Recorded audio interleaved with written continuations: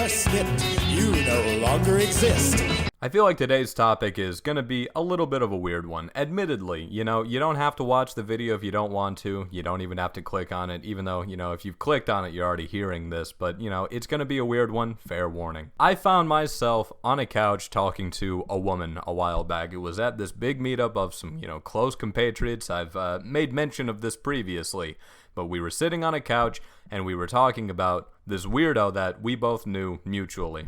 Now, like I said, he's a weirdo. Maybe not even worth a video, though, necessarily. We don't like to talk about him too much. But there's one thing specifically that was a key cornerstone of his character that really needed to be brought up because it was pivotal to the conversation that we were having there. He was obsessed, as a person, with his lack of a certain part of his anatomy that is very frequent to get, clipped off whenever we're born, or sometimes even as adults in America. He was obsessed with his lack of a foreskin. Now, he took this to an obsessive level, and I will, for, complete and total transparency, say I understand it, but he was obsessed with it to the point that it was like a key cornerstone of his character. He either ran or operated as like a moderator of, or was a frequent contributor to several, intactivist and, foreskin regeneration subreddits and whatnot. She was somewhat confused by the obsession with it. So I took it upon myself to explain, as someone who is, well educated in this topic specifically, as I'm about to, go in and tell you people right here on the internet. So Circumcision Grief. This was, I believe, one of the subreddits that he contributed to. But Circumcision Grief is the process by which people kind of they begin a grieving process, sort of, over the loss of part of their anatomy. So it is relatively frequent, like about 50% nationwide, I believe, for newborns to get circumcised. Now, as an adult, or even as someone who, is an adult and gets circumcised as an adult, there is a process that takes place sometimes called circumcision grief, where there is the realization that something has been lost. A part of the body was clipped either without appropriate knowledge as to what it necessarily meant, or without appropriate knowledge as to what was going to happen in the future regarding it, or maybe it's because it got botched, or maybe it was just because, it was done against the person's will, like in the case that they were an infant, a newborn. And these are all valid reasons for grief. Like I said, there are valid reasons to have circumcision grief. One of them chiefly, which I believe was the one that this man was employing, because it was he was relatively sexual deviant. All right, not even relatively, observedly a sexual deviant. Like, a big part of his life was sexual perversion, lack of sensitivity. So the foreskin has about I believe the most thrown around statistic is that it has around the same amount of nerve endings as your lips do. It's not legitimately just empty skin that has no purpose. It's a part of your genitals. It's got sexual tissue in there. All right, it's got sexual nerve endings and whatnot, around 2,000 of them, I believe. And this whenever you get rid of it, of course, there is lack of sensitivity. It leads to a loss of sensitivity, because you're getting rid of not only 2,000 of these nerve endings, but it leads to this process that actually feeds into the next thing people lose.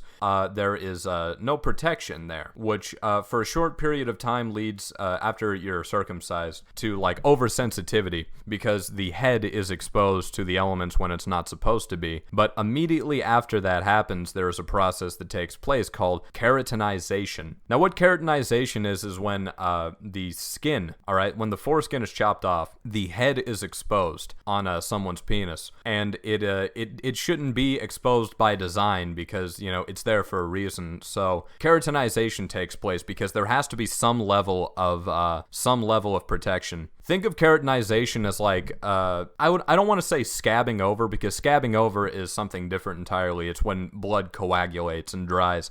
Think of it as your lips chapping. That's a good example. So your lips get chapped because they've been exposed to moisture and everything like that. They get red, and they got to find a way of protecting themselves. So they chap over, and that kind of burns a little bit, but at the same time it makes the skin on your lips thicker. All right, it's like keratin keratinization is effectively when the skin on your dickhead gets chapped. And that's really fucking disgusting. That's really gross to say. But that is the only apt description that I can have of the process from my knowledge of it. But like I said, yeah, so that's what winds up happening with the lack of sensitivity. And like I said, there is oversensitivity after it happens immediately because there's no protection there. The, God-given protection that you had has been taken away for one reason or the other. So it is not uncommon for people who get circumcised as adults to report like pain for several months afterward because the keratinization takes a while for it to kick in most of the time, unless you like speed the process up using like salt water or something like that. That's a story for another time. Not even story for another time. I'm just not going to touch on that. That sounds painful. But when you've got no protection there after it immediately happens, or even like long into the future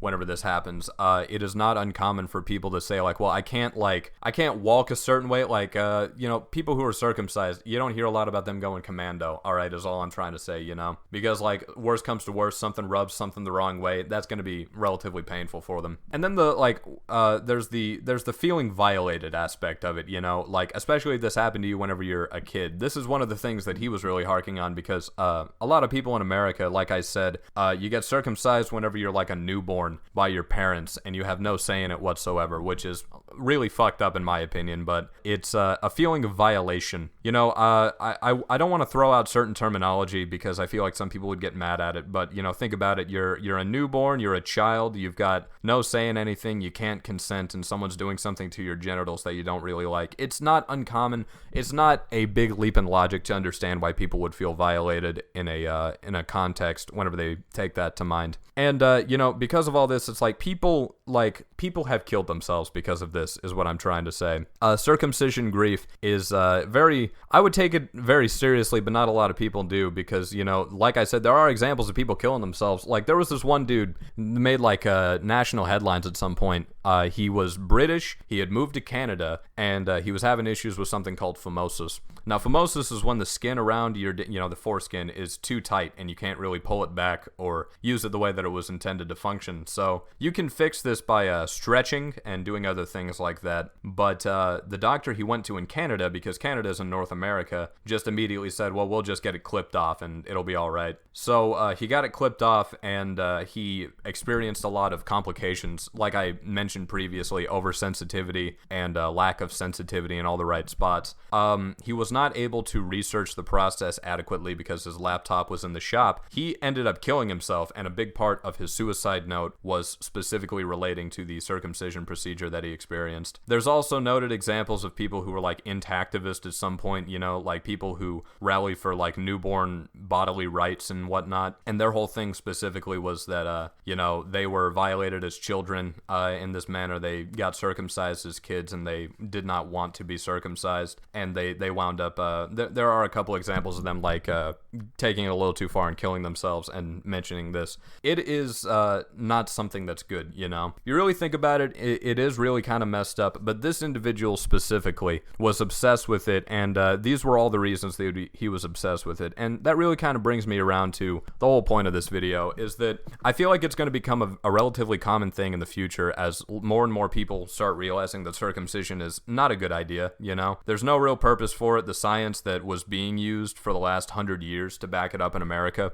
does not really make much sense. And I mean, I feel like circumcision grief specifically is going to become like a relatively common phenomena. I mean, you already see people foreskin posting saying things like, never forget what they've taken from you, And I mean, even personally, even me personally specifically, I've experienced it. I've experienced to a degree circumcision grief, not to the point that I was suicidal and not to the point that I was obsessed with it to the degree that the individual that we were referring to was, because like I said, he made it his entire personality. I, of course, have a nice joke from time to time, I've been known to quote some of those tweets, Don't know who said it first, but I've often thrown out the "I cannot be a king because they stole my crown at birth." If I had my way, it would not have happened because, they took that from me, that was mine and, they took it. But I mean, I gotta look on things, I gotta look on the bright side a little bit here and there, you know? And I'm not saying all that dumb shit about like, well, I don't have to clean it because that's just fucking retarded. I mean, like, the mentality of saying, well, you know, it's good to get rid of it because you don't have to clean it should be the same with like, okay, so we should scalp you so that you don't have hair, so that you don't have to wash your hair, or we should rip out your fingernails so that you don't have to clean under your fingernails. It's not a good idea, you know? The whole aesthetic decision that parents make where it's like, well, I'm gonna chop my son's dick skin off because it looks weird. Well, I could have said the same thing about your fingers when you were born. You know, what I'm trying to say though is that I have to think about things on the bright side to a degree. If I had not been clipped as a child, if they had not taken from me that which is so precious to everybody else who has it, I wouldn't be in the biggest server that I am in right now, you know? I would not be with the friend group that I am in right now. This is real, this is true. The only reason that I eventually ran into the friend group that I've become very attached to right now is because I was clipped as a kid, and this is a bit of a ending story. This is the note I'd like to end it on, a positive note. So the way that it happened, the way that I ran into my friend group was that I was on this website called Vidly, and Vidly is basically like YouTube from 2007, alright? It looked very interesting, I enjoy it. It's got a nice little community of shit posters on there. Not what you expect from like YouTube, alright? It is a close-knit kind of shit poster community. And I was just scrolling through like pages on there looking for like Flipnote Hatena and shit. And that was whenever I found a re-upload of a video made by a one Sergeant Grease Mixer, you know? Now, that was the first run-in that I ever had with the channel, and I would go on his channel and I would look at some of his videos from time to time, but I never really interacted. And that was until I was unemployed at the start of 2020, and I ran into his channel and I found that he had uploaded a video called My Foreskin, which was a song that was effectively Hurt, you know, by Johnny Cash, that was all about his foreskin, you know? A sort of ballad to what was taken at birth, you know? And I just thought it was funny, just given the fact that I personally, you know, I understood where he was coming at it from, you know? So I wound up joining that server, and I started shitposting with the boys, and, you know, about a year and a half later,